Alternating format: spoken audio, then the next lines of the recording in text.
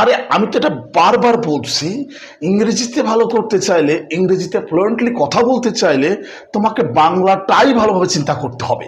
সেটা কিভাবে? আমার এই প্রোফাইলে শত শত ভিডিও আপলোড দেওয়া আছে, ব্যাপারে দেখতে পারো, কাজে আসবে। দেখো, আজকে যেমন বলছি তাকে বাজারে যেতেই হতো। আরে বাবা, তুমি তো বলতেই পারছো না তাকে বাজারে যেতেই হতো। এটাকে ইংরেজিতে কিভাবে বলবে? তুমি তো পারছোই না। কারণটা কি? কারণটা কি কখনো নির্ণয় করার চেষ্টা করেছো? তুমি আসলে বাংলাটা ধরতে পারছো না। তোমাকে আমি বারবার বলছি, ইংরেজিতে ফ্লুয়েন্সি আনতে হলে, ইংরেজিতে ভালো করতে হলে, ইংরেজিতে ফ্লুয়েন্টলি কথা বলতে হলে তোমাকে বাংলাটাই ভালোভাবে চিন্তা করতে হবে। তাকে বাজারে যেতেই হতো। দেখো, এখানে এই ফিলিংসটা একটু তোমাদের থাকতে হবে।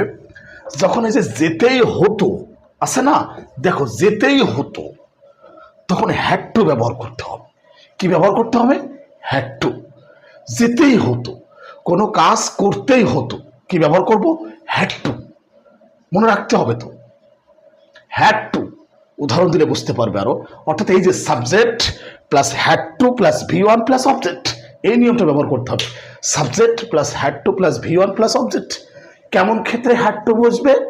আর বোঝো না কেন, একটু বোঝার চেষ্টা কর। করতেই হতো। আচ্ছা, উদাহরণ দিই তাহলে স্পষ্ট হবে আরো। যদি এভাবে বলি, তাকে বাজারে যেতেই হতো, দেখো স্কিল দেখো, হি had to go to market. Subject plus had to plus V1 plus object, তাকে বাজারে যেতেই হতো, he had to go to market. তুমি যদি এটা একটু রাখো যে করতেই হতো, যেতেই হতো, তাহলে হ্যাড টু ব্যবহার করতে হবে। এখন তুমি হাজার হাজার বাংলা বাক্যকে ইংরেজিতে বলতে পারবে, চ্যালেঞ্জ। আমি বলছি তাকে স্কুলে যেতেই হতো, he had to go to school. তাদেরকে মাছ ধরতেই হতো, they had to catch fish. আমার মাকে খাবার রান্না করতেই হতো, my mother had to cook food. আমার ভাইকে তাকে সাহায্য করতেই হতো, my brother had to help him. ব্যাপারটা ক্লিয়ার তো? আরে এটা মনে রাখো তো, হ্যাড টু মানে কি? করতেই হতো।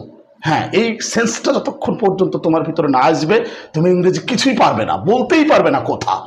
কারণ তুমি সিচুয়েশন মুভ করতে পারবে না।